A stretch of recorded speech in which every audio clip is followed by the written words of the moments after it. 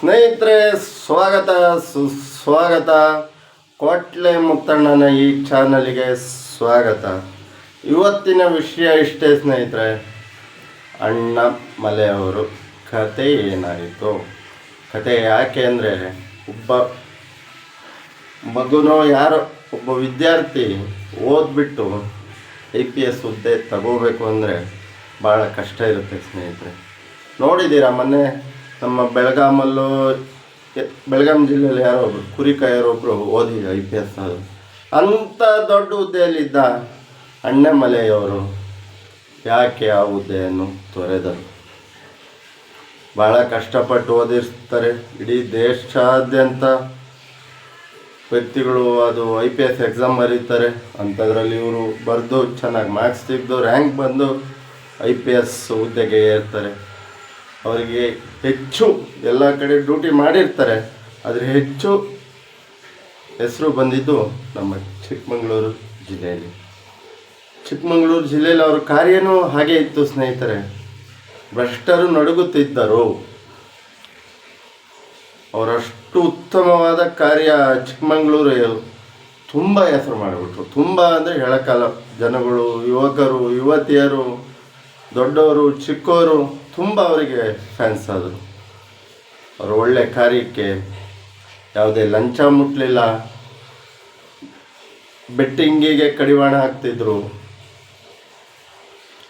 ಅಕ್ರಮಗಳಿಗೆ ಮರಳು ದಂಧೆಗೆ ಕಡಿವಾಣ ಹಾಕ್ತಿದ್ರು, ಅಕ್ರಮ ಕಳ್ಳ ಸಾಗಣೆಗೆ ಕಡಿವಾಣ ಹಾಕಿದರು, ಅಕ್ರಮ ಮಳ್ಳು ದಂಧೆಗೂ ಕಡಿವಾಣ ಹಾಕಿದರು. ಯಾವುದೇ ರೀತಿ ಎಲ್ಲದು ತಾನೇ ಖುದ್ದಾಗಿ ನಿಂತು ಚಿಕ್ಕಮಗಳೂರಿಂದ ಆಲ್ದೂರ್ವರೆಗೂ ಸೈಕಲ್ ಹೊಡ್ಕೊಂಡು ಹೋಗಿ ಅಲ್ಲೇನಾದ್ರು ಇದೆಯಾ, ಈ ಥರ ಯಾವ್ದಾದ್ರು ಕೆಟ್ಟ ಕೆಲಸ ನಡೀತಾ ಇದೆ ಅಂತ ಚೆಕ್ ಮಾಡೋಕ್ಕೋಸ್ಕರ ಕಂಡವರು ಹೇಳಿರೋ ಮಾತು. ಅಂಥ ಅಣ್ಣಾಮಲೈಯವರು IPS ಹುದ್ದೆ ತೊರೆದ್ರು. ಯಾವುದೋ ಒಂದು ಒಳ್ಳೆಯ ಉದ್ದೇಶ ಇಟ್ಕೊಂಡು ಯಾವುದೋ ಒಂದು ಒಳ್ಳೆಯ ಕಾರ್ಯಕ್ಕೋಸ್ಕರ IPS ಹುದ್ದೆ ತೊರೆದ್ರು. ಅವರಿಗೆ ಇಲ್ಲಿ ಜನಗಳು ರಾಜನ ಥರ ಹೆಗ್ಲ ಮೇಲೆ ಒತ್ತಿ ಮೆರೆಸ್ತಾ ಇದ್ರು. ನಮ್ಮ ಕರ್ನಾಟಕದ ಜನ, ನಮ್ಮ ಚಿಕ್ಕಮಗಳೂರಿನ ಜನತೆ.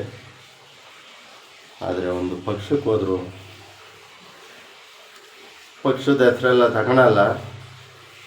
ಆ ಪಕ್ಷಕ್ಕೆ ಹೋದರು ಅಣ್ಣಾಮಲೈಯವರು. ಅವ್ರದ್ದು ಹುಟ್ಟು ನಾಡಾದಂಥ ತಮಿಳುನಾಡಿಗೆ ಹೋಗಿ ಆ ಪಕ್ಷದ ಜವಾಬ್ದಾರಿ ತಾಂತಾರೆ, ಹೋರಾಟ ಮಾಡ್ತಾರೆ. ಅತ್ಯುನ್ನತ ಹೋರಾಟ. ಲಕ್ಷಾಂತರ ಜನ, 10-15 ಲಕ್ಷ ಜನ ಅವರು ಹೋರಾಟಕ್ಕೆ ಸಪೋರ್ಟ್ ಮಾಡ್ತಾರೆ ಸ್ನೇಹಿತರೆ. ಆದರೆ ಒಂದಿರುತ್ತಲ್ಲ, ಸಭೆಯಲ್ಲಿ ಸೇರೋ ಜನ ಬೇರೆ, ಅದು ಕನ್ವೆನ್ಷನ್ ಆಗಿ ವೋಟ್ ಆಗೋದೇ ಬೇರೆ ಅಂತ. ಆದರೂ ಒಂದು ತಕ್ಕ ಮಟ್ಟಿಗೆ ಸಾಧನೆ ಮಾಡಿದ್ರು. ಆದರೆ ಅದು ಎಕ್ಸ್ಪೆಕ್ಟೇಷನ್ ಇರುತ್ತಲ್ಲ, ಅದನ್ನು ರೀಚ್ ಮಾಡಲಿಲ್ಲ. ಹಾಗಾಗಿ ಅವರ ಅಲ್ಲೇ ಉಳಿತು. ಆದರೆ ಅವರು ಹೋರಾಟ ತುಂಬ ಮಾಡಿದ್ರು. ಅಣ್ಣಾಮಲೈಯವರು ಆ ಪಕ್ಷದ ಅಧ್ಯಕ್ಷ ಆಗಿದ್ದರು. ಆ ಪಕ್ಷದವರು ಇನ್ನೊಬ್ಬರ ಜೊತೆ ಮೈತ್ರಿ ಮಾಡಿಕೊಂಡ್ರು. ಆವಾಗ ನಮಗೆ ಮಾಧ್ಯಮಗಳಲ್ಲಿ ಬಂದ ಸುದ್ದಿ ಪ್ರಕಾರ ಒಂದೇ ವರ್ಗದ 2 ಜನ 2 ಪಕ್ಷದಲ್ಲಿ ಅಧ್ಯಕ್ಷ ಆಗಿರಬಾರ್ದು ಅಂಥೇಳಿ ಅವ್ರನ್ನ ಇಳಿಸ್ಬೇಕಾದ ಪರಿಸ್ಥಿತಿ ಬಂದಂತೆ. ಇಳಿಸಿದ್ರು. ಅವರು ತಗಲಿಲ್ಲ, ಹೋರಾಟ ಮಾಡಿದ್ರು. ಈಗ ತಮಿಳುನಾಡು ಚುನಾವಣೆ ಏನೋ ಬರ್ತಾಯಿದೆ ಅಂತೆ, ಅದಕ್ಕೋಸ್ಕರ ಅದೆಷ್ಟೋ ಕ್ಷೇತ್ರಕ್ಕೆ ಅವರು ಉಸ್ತುವಾರಿ ಕೊಟ್ಟಿದ್ರಂತೆ. ಅದರಿಂದ ಅಣ್ಣಾಮಲೈಯವರು ಹಿಂದೆ ಸರಿದಿದ್ದಾರೆ ಅನ್ನೋ ಮಾಹಿತಿ ಎಲ್ಲ ಮಾಧ್ಯಮಗಳಲ್ಲೂ ಪತ್ರಿಕೆಗಳಲ್ಲೂ. ಕಾರಣ ಅವರ ತಂದೆ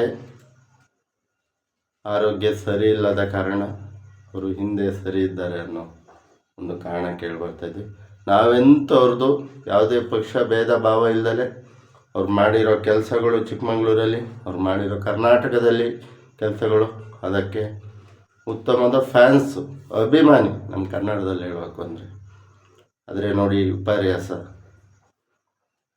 ಅವರು ಪೊಲೀಸ್ IPS ಆಗಿದ್ದಾಗ ಅವರಿಗೆ ಒರ್ಸಿರು ಅಭಿಮಾನಿಗಳು. ಆದರೆ ಒಂದು ರಾಜಕೀಯ ಪಕ್ಷಕ್ಕೆ ಹೋದಾಗ ಹಂಗಲ್ಲ.